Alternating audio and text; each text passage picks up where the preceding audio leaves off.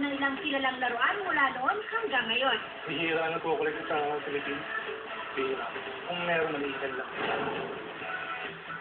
Sabi ni Marvin, iba raw ang hirap ng paghahanap ng mga vintage toys kaysa sa iba pang mga laruan.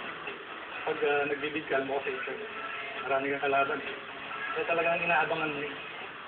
Minsan, nakakot-bid ako. Sorry na lang. Hindi gaya ng ibang laruan, hindi nilalaro ni Marvin ang kanyang koleksyon. Pero iba ang kaligayahang na idudulot ng mga vintage toys ni Marvin. Ito talagang for display lang talaga. Wala ka na makuhang parts.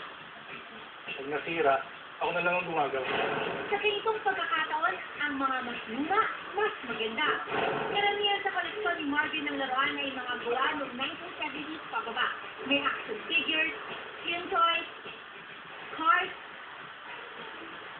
Pero ang pinakaluma sa lahat, ang horse carriage na gawa pa raw noong 1800s. Ito yung kinukonsider kong pinaka-lumang collection box.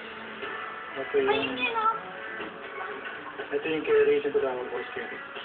So, ang mga naroon ng model ito way back 1800s. So, kaya bihira ang meron yan yun.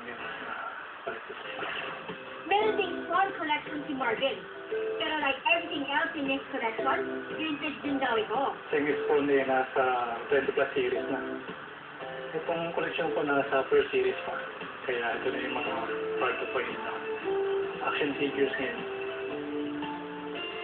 Hindi lang naman si Marvin na mahilig sa mga laruang gawa pa noong panahon ni Mahoma. Itong si Ayun. J.P. Landin, ang